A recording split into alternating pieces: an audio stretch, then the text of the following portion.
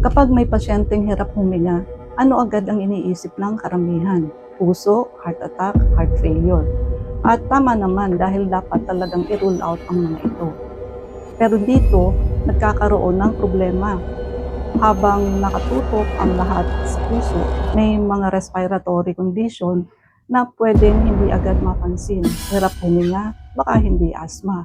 Kapag hirap huminga ang pasyente, madalas puso agad ang tinitingnan. Kapag baga naman ang pinaghihinalaan, kadalasan asthma agad ang diagnosis. Pero paano kung whooping pneumonia pala? Minsan ang crackers ay napagkakamalang measles.